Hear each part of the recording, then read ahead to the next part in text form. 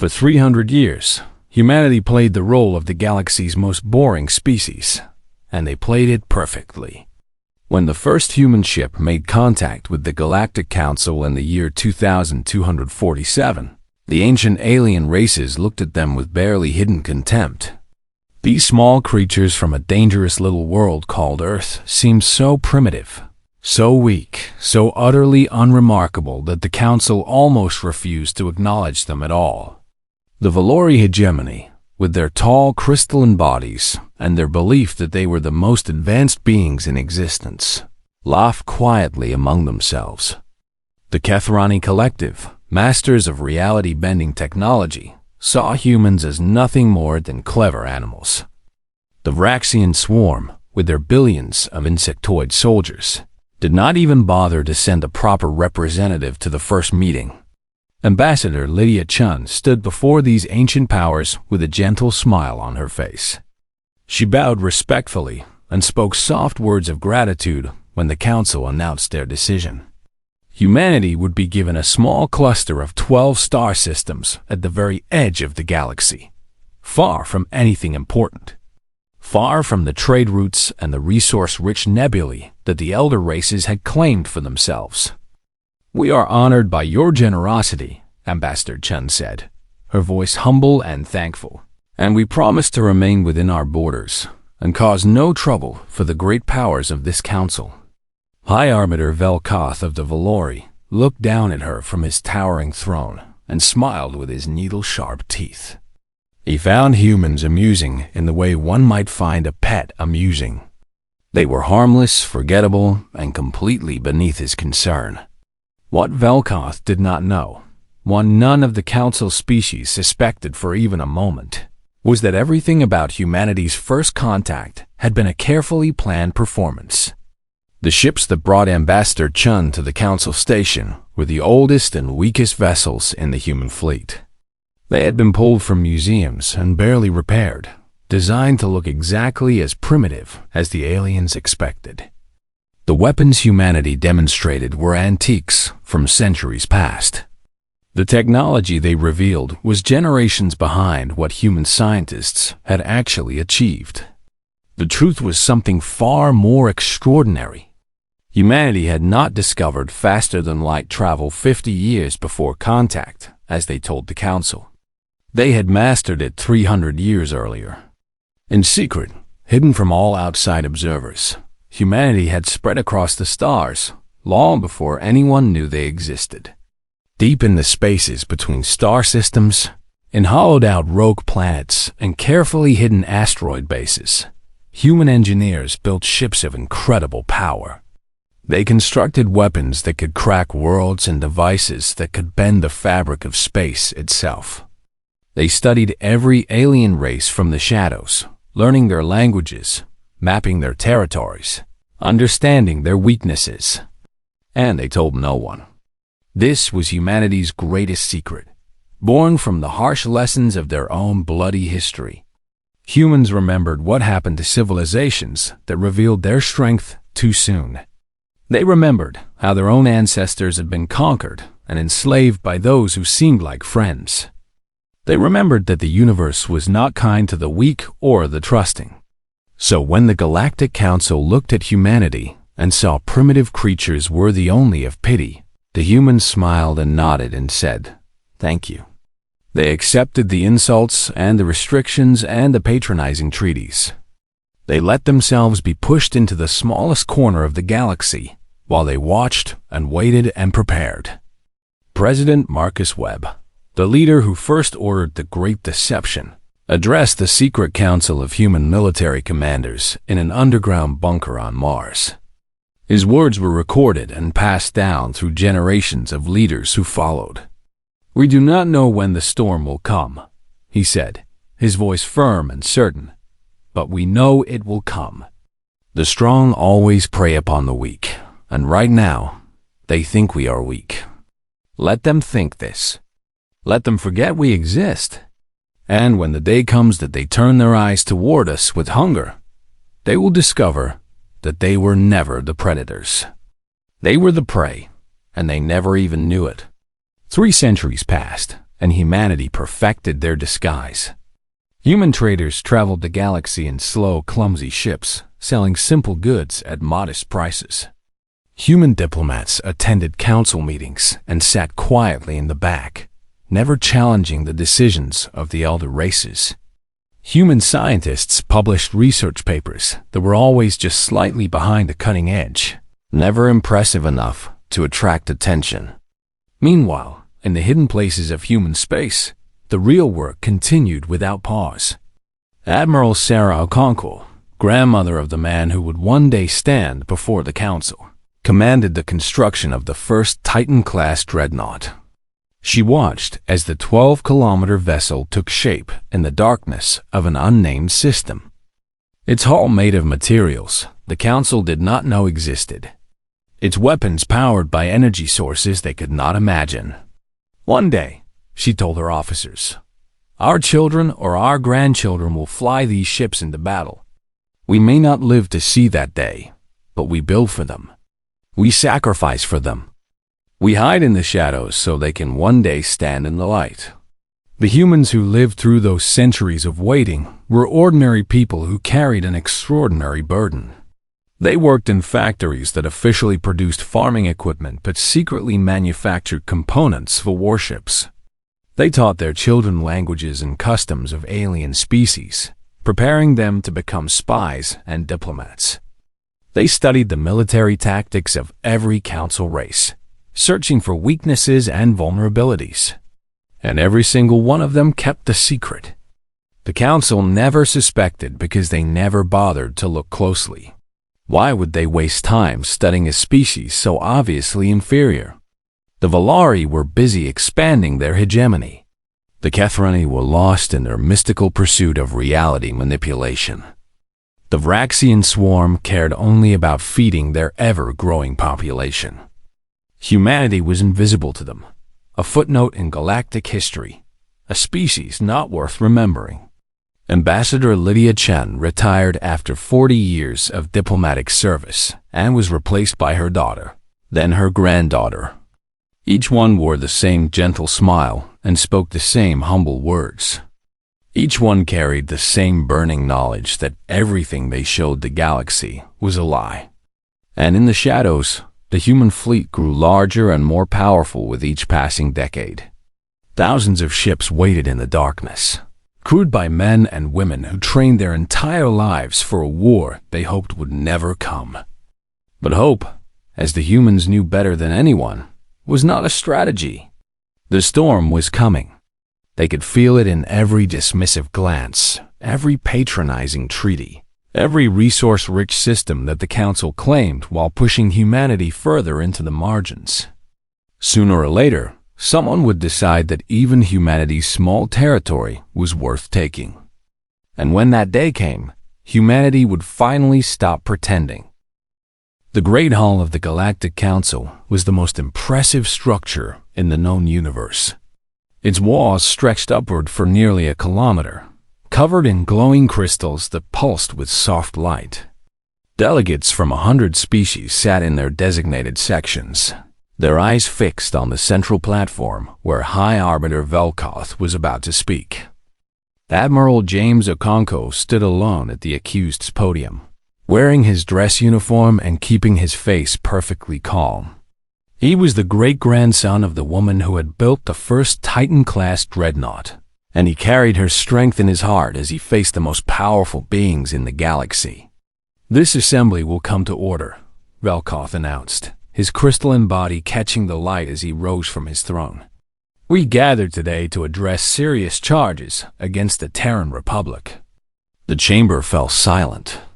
Every eye turned toward the lone human standing below. "The evidence before this council is overwhelming," Velkoth continued, his voice dripping with false concern. "Human ships have been detected in restricted space. Human agents have been caught attempting to steal protected technologies. Human colonies have expanded beyond their permitted boundaries." Okonkwo listened without expression as holographic images appeared around him. They showed human cargo vessels in places they had never been. They displayed sensor readings that had been expertly fabricated. They presented testimony from alien witnesses who had been paid handsomely to lie. Everyone in the chamber knew the truth. This was not justice. This was theft dressed up in legal clothing. The Kethrani Collective had discovered a nebula filled with rare minerals at the edge of human space. Those minerals were worth more than entire star systems. And the Council had decided it would be easier to take what they wanted than to negotiate for it. How does the Terran Republic respond to these charges? Velkoth asked, his needle teeth gleaming in a predatory smile. Admiral Okonkwo took a slow breath before answering. The Terran Republic denies all accusations. We request an independent investigation conducted by neutral parties. Denied. Velkoth did not even pretend to consider the request. The Council has already reviewed the evidence and reached its verdict. The Terran Republic is guilty of all charges. Murmurs rippled through the chamber. Even some of the Council delegates seemed uncomfortable with how quickly this was happening. The Morvathi representative, a being of flowing silver liquid, shifted nervously in their containment field. The Drenish ambassador, covered in soft brown fur, looked down at the floor in shame. The sentence is as follows, Velkoth declared with obvious pleasure. Humanity will surrender all territorial claims immediately. All human military vessels will be destroyed. All human colonies will submit to permanent hegemony oversight. He leaned forward, savoring the moment.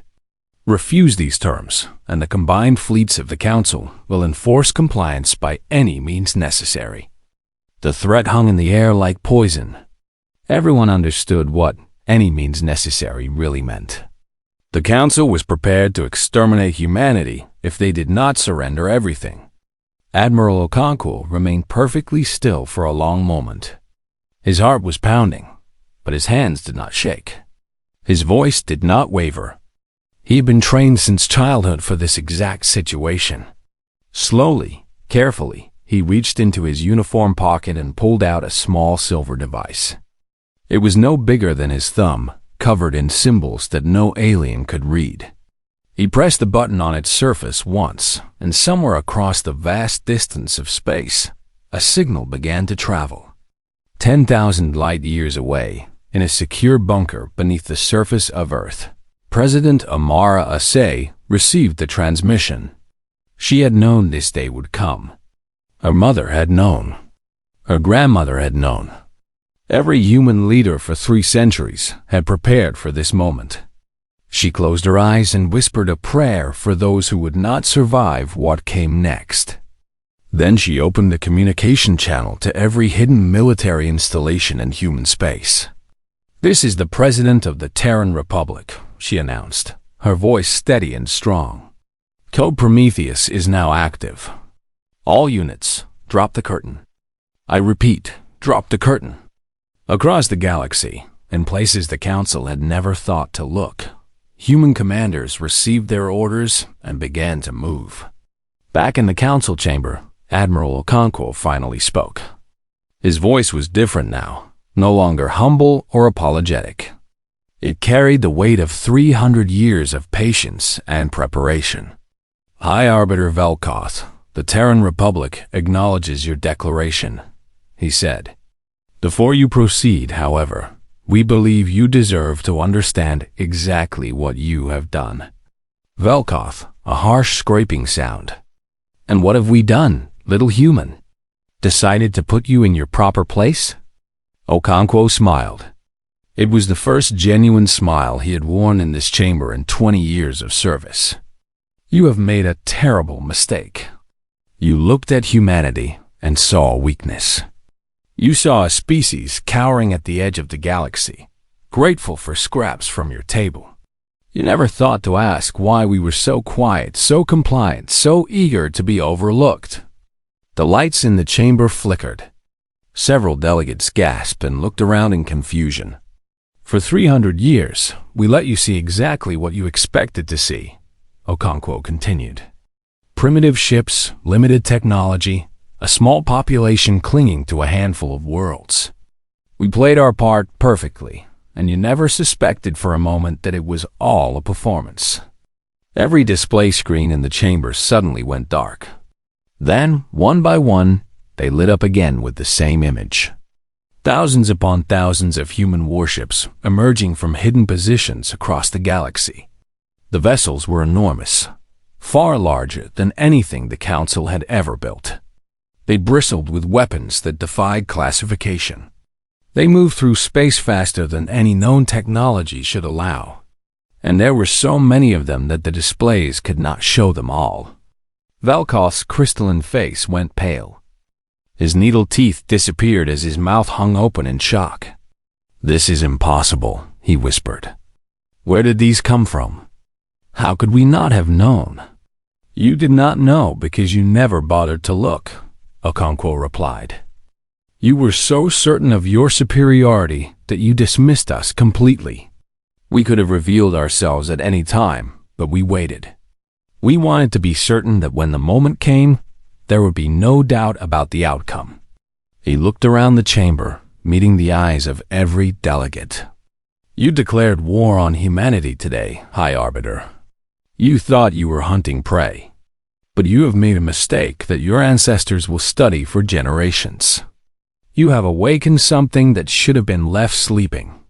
The Vraxian delegate began clicking frantically, demanding an explanation.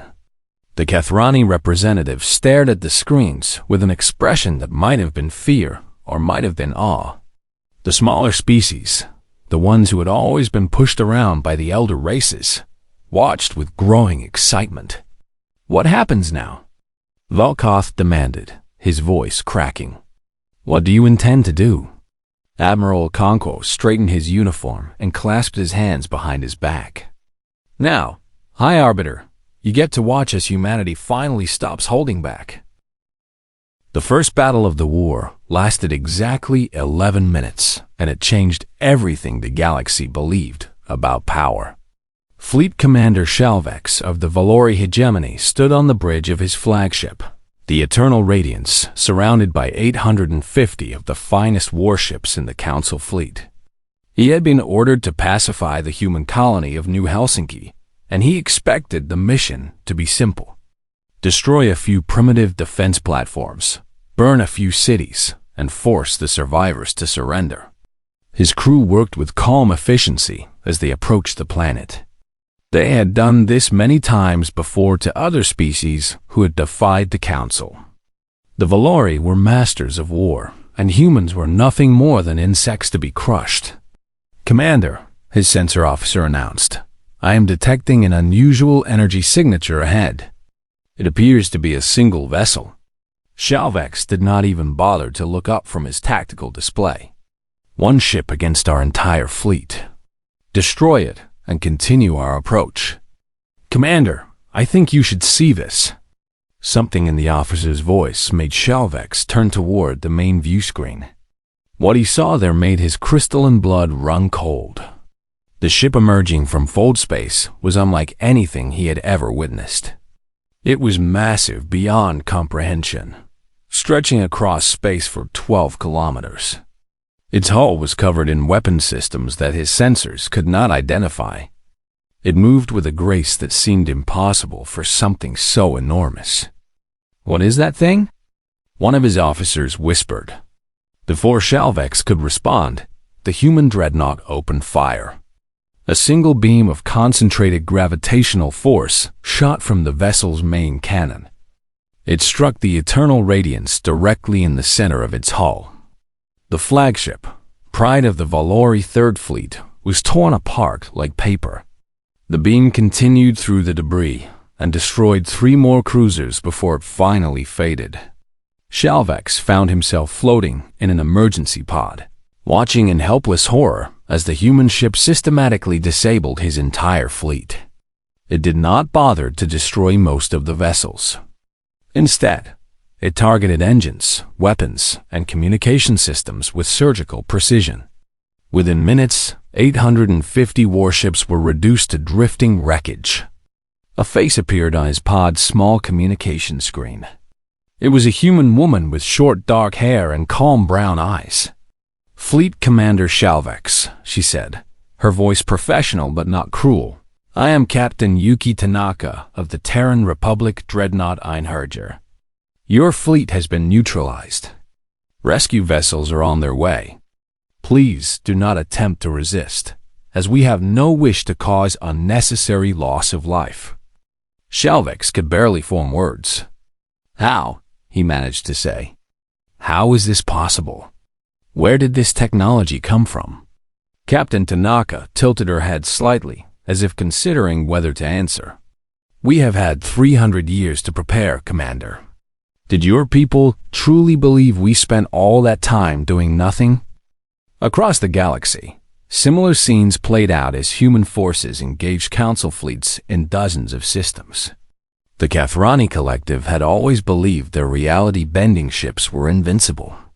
They could twist space around themselves, making their vessels impossible to target. But human weapons did not need to target them. Gravity beams bent space itself, following the Kathrani wherever they tried to hide. The Vraxian swarm had always relied on overwhelming numbers. Their fleets contained billions of small attack craft that could swarm and destroy any enemy.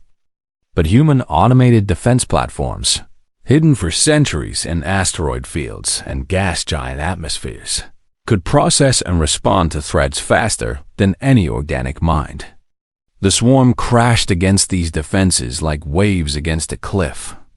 And through it all, humanity showed a strange and unexpected restraint. They did not slaughter crews who surrendered. They did not destroy civilian stations. They did not bomb cities or poison worlds. They won battle after battle with minimal casualties on both sides, demonstrating power that could have caused unimaginable destruction, but choosing not to. Ambassador Chun, now elevated to the position of Secretary General of the Terran Republic, addressed the galaxy from the bridge of the Einherjar. "Citizens of the Council," she began, "what you have witnessed in the past 3 days is not the full extent of human capability. It is merely what we have chosen to reveal. We want you to understand several important truths." She paused, letting her words sink in across 1 billion worlds. "First, we have always had this power. Since before we made contact with the Council, we have possessed the ability to challenge any force in the galaxy. We chose to hide this because we knew how the strong treat the weak, and we wanted to give the Council a chance to prove us wrong. Second, we never wanted this war. Every treaty we signed, every insult we endured, every time we bowed our heads and pretended to be grateful for your contempt, we hoped that one day relations would improve. We hoped that peace was possible. Third, and most importantly, we do not intend to become what you feared. We will not conquer your worlds. We will not enslave your people. We will not do to you what you tried to do to us." Human diplomats emerged across the galaxy, speaking perfect alien languages that they had supposedly never learned. Human intelligence officers revealed themselves in positions they had held for decades, embedded in every major government. Human scientists published research that casually referenced technologies the Council believed were impossible. The galaxy learned that it had never understood humanity at all. The Marvathi delegation requested an emergency meeting with human representatives. They had always been kind to humans, and they hoped that kindness would be remembered. The humans smiled and assured them that it was. The Drenish people began broadcasting messages of support for humanity. They had been pushed around by the elder races for too long, and they celebrated seeing the bullies finally face consequences. Even within the Valori, Kathrani, and Vraxian populations, ordinary citizens began to question their leaders. How could the government have been so wrong about humans? What else had they been wrong about? Fleet Commander Shalvex was rescued by a human medical ship and treated for his injuries with technology far beyond anything available in Council space. As he recovered, he found himself wondering about everything he had been taught. He had believed humans were primitive. He had believed the Council was just. He had believed that power meant the right to dominate the weak. Now he lay in a human hospital, alive only because his enemies had chosen mercy over vengeance. "Why did you save me?" he asked the human doctor who tended his wounds. The doctor, a young man with gentle hands and tired eyes, looked at him with something that might have been pity. "Because that is who we are. We fight when we must, but we do not kill when we do not have to. We learned long ago that cruelty only creates more enemies." Shalvix thought about those words for a long time. They contradicted everything his people believed. And yet, here he was, alive, healing, treated better than a prisoner had any right to expect. Perhaps, he thought, the humans understood something that the Council had forgotten. The war that the Council expected to last for years ended in exactly 17 days. And that was when humanity's true victory began. President Amara Osei stood in the war room beneath Earth's surface, surrounded by holographic displays showing the position of every human fleet in the galaxy. The military situation could not have been more favorable. Council forces had been completely neutralized. Their homeworlds were defenseless. There was nothing stopping humanity from claiming the entire galaxy as their own. Admiral Okonkwo entered the room with a datapad in his hands. "Madam President, we have received surrender requests from the Valori Hegemony, the Kithroni Collective, and the Vraxian Swarm. They are willing to accept any terms we offer." Several of the generals and admirals in the room exchanged excited glances. This was the moment they had prepared for their entire lives. Surely now humanity would take what it deserved. Surely now the species that had mocked and threatened them would pay for their arrogance. But President Osei did not smile. Instead, she looked tired and sad. "What are our casualties?" "Remarkably light, Madam President. Fewer than 2,000 military personnel across all engagements. Civilian casualties are 0. "And council casualties?" Admiral Okonkwo hesitated. "Approximately 47,000 military personnel killed. Most died in the initial engagements before they understood our capabilities. Since then, surrenders have been nearly universal." President Osei nodded slowly. 47,000 families across the galaxy lost someone because their leaders made a terrible decision. That is 47,000 reasons for hatred. 47,000 seeds of future conflict. She looked around the room at her military commanders. "What we do in the next few hours will determine whether humanity faces eternal war or lasting peace." General Marcus Stone, commander of the 1st Expeditionary Fleet, stepped forward. "Madam President, with respect, this is our chance to ensure that no one ever threatens humanity again. We have the power to dismantle the Council completely. We could claim their resources, their technology, their territory. In 1 generation, we could become the supreme power in the galaxy." "And then what?" President Osei asked quietly. "Then we would be safe forever." President Osei shook her head. "General, I understand your thinking. I even share some of it. But I need you to consider something. For 300 years, we prepared for this war. We built ships and weapons and trained soldiers. We did all of this because we were afraid." She paused. "Fear made us strong. But if we use that strength to dominate others, we will simply teach them to fear us the way we once feared the Council. And fear, as we have proven, creates very dangerous enemies." She turned to face the holographic display showing the entire galaxy. "Humanity has a choice to make. We can become the new tyrants, ruling through power and terror, always watching for rebellion, always fighting to maintain control. Or we can try something that no galactic power has ever attempted before. We can choose to build something better." Admiral Okonkwo spoke carefully. "What exactly are you proposing, Madam President?" "I am proposing that we do not take anything that is not ours. We will accept the surrender of the Council military forces. We will dismantle their ability to threaten us or anyone else. But we will not claim their worlds or subjugate their people. She looked at each officer in turn. We will show them the kind of power that does not need to destroy in order to be respected. The war room fell silent as the weight of her words settled over everyone present. President Ase addressed the galaxy 1 hour later. Her message broadcast to every world in known space. Citizens of the Galactic Council, she began, the war that your leaders started is over. Humanity has achieved complete military victory. We could, if we wished, do to you exactly what you tried to do to us. We could burn your worlds, enslave your people, and erase your civilizations from history. She paused, letting those words sink in. We choose not to. This war was never about conquest for us. It was about survival. It was about proving that we cannot be bullied, threatened, or pushed aside. Now that we have proven this, we have no desire for revenge. Across the galaxy, billions of beings watched in confusion and disbelief. This was not how wars ended. The strong always crushed the weak. The victorious always took what they wanted. What kind of species achieved total victory and then refused to use it? We will disarm your military forces and ensure you cannot threaten anyone again, President Ase continued.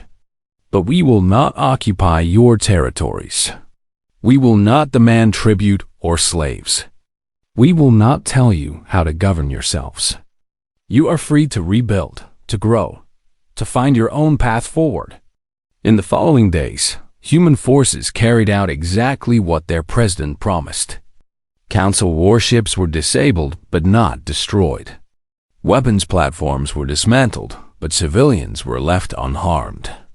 Leaders who had voted for war were arrested by their own people, not by human soldiers.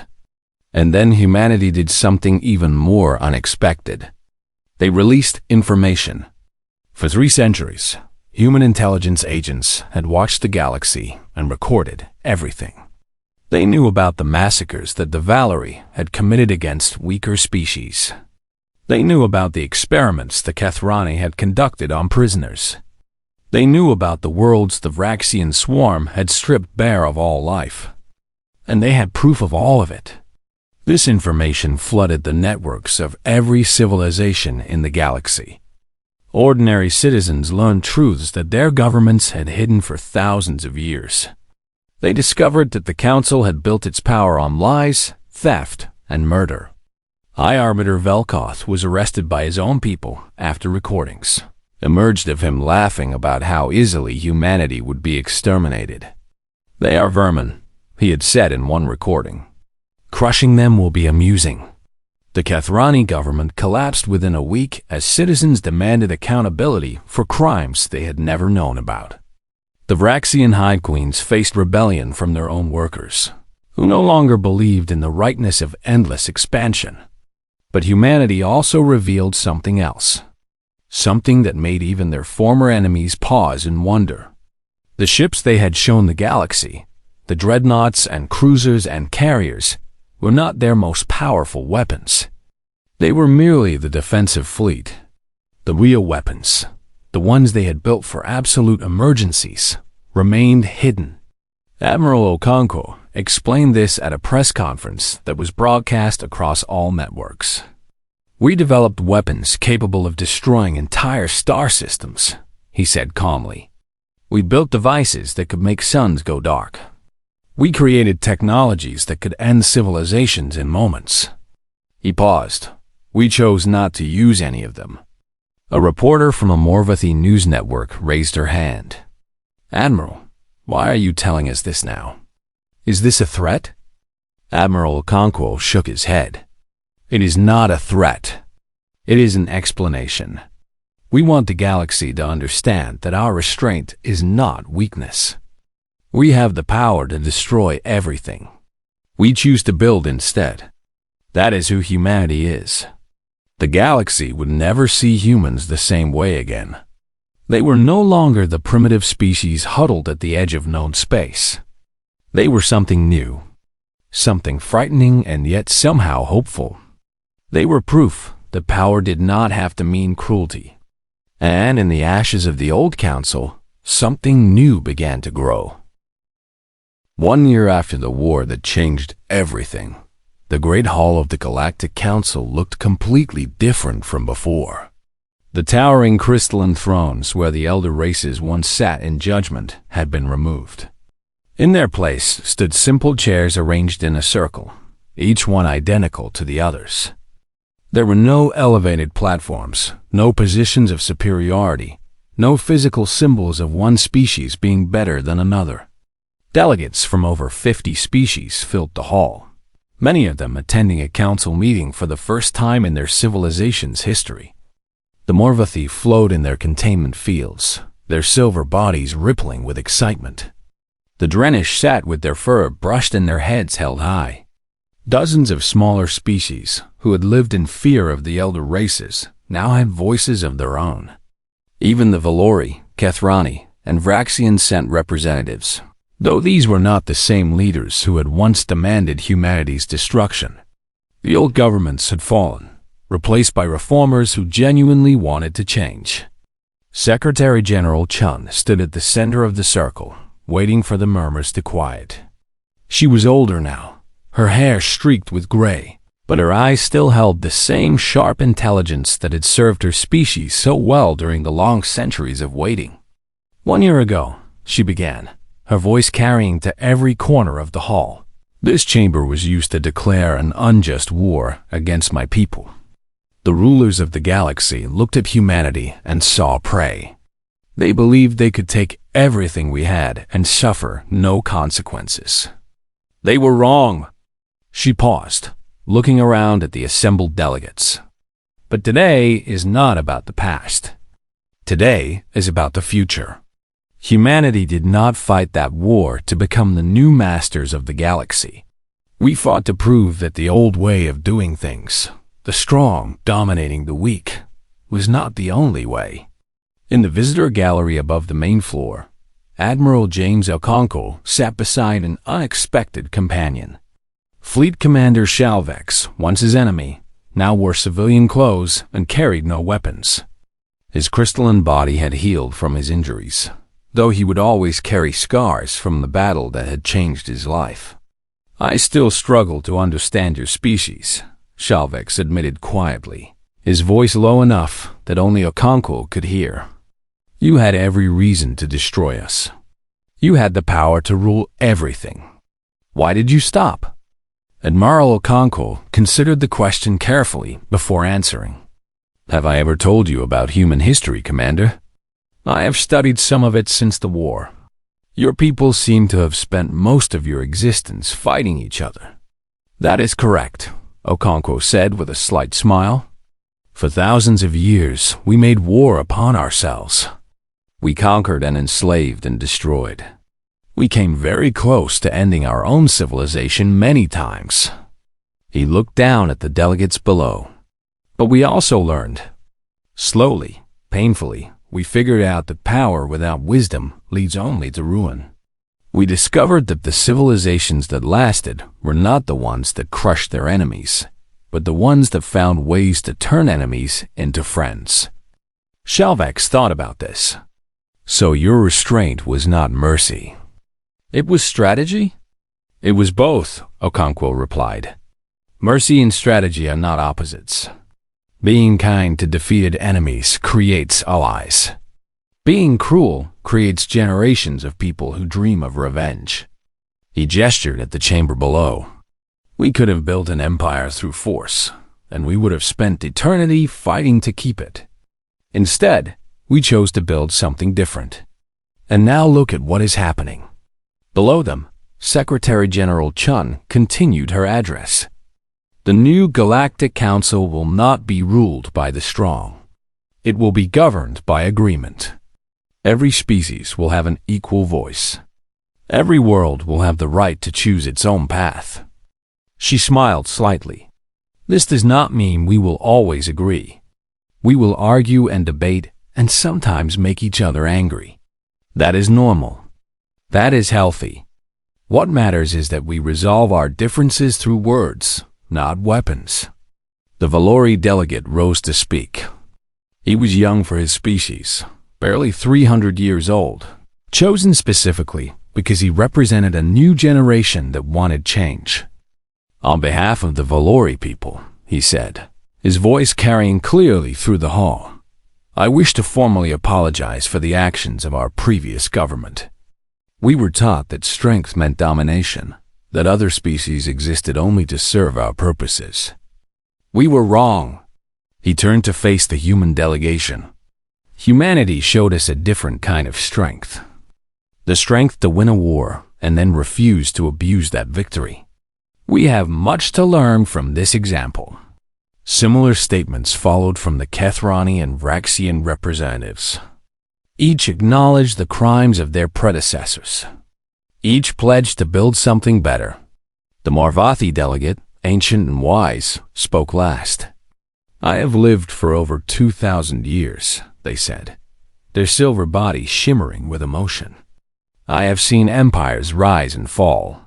I have watched the strong devour the weak again and again. I never believed I would see anything different. They turned to face Secretary General Chun. Humanity has done something remarkable. You have proven that the cycle can be broken. You have shown that power and compassion can exist together. Secretary General Chun bowed her head in acknowledgement. We do not claim to be perfect, she said. Humanity has made terrible mistakes in our past, and we will surely make mistakes in our future. But we have learned that admitting our flaws is not weakness. It is the first step toward becoming better. She looked around the chamber one final time. This council will face many challenges. There will be disagreements and conflicts and moments when we wonder if cooperation is possible. But I believe, with all my heart, that we can succeed. I believe that the beings in this room, working together, can build a galaxy where every species has the chance to grow and flourish. The hall erupted in applause. Delegates who had been enemies just 1 year ago now stood together, united by hope instead of divided by fear. Outside the council station, human and alien ships flew in formation together. Pilots who had once fired at each other now trained side by side. Engineers from a dozen species collaborated on projects that none of them could have completed alone. And on Earth, in a quiet memorial garden overlooking the ocean, a new monument had been built. It was simple, just a stone wall carved with names. The names of every human who had died keeping the great secret, building the hidden fleet, preparing for a war they hoped would never come. At the base of the wall, a plaque carried words that had been chosen by President Osei herself before she retired from office. They thought we were weak because we chose peace. They learned we chose peace because we understood war. Young human children visited the memorial with their parents. They listened to stories about the long centuries of waiting. They learned about the ancestors who had sacrificed everything so the future generations could stand tall. Will we ever have to fight again? One child asked her mother. The mother looked up at the clear blue sky, where ships from a dozen worlds passed overhead on their way to distant stars. I hope not, she said. But if we do, we will be ready. That is what it means to be human. We hope for the best, but we prepare for the worst. And we never, ever give up. The child nodded solemnly, not fully understanding but sensing the weight of the words. The galaxy had changed forever. The old order was gone. Something new and fragile and beautiful had taken its place. And at the heart of it all stood humanity, no longer hiding in the shadows, no longer pretending to be less than they were. They had been underestimated once. They would never be underestimated again.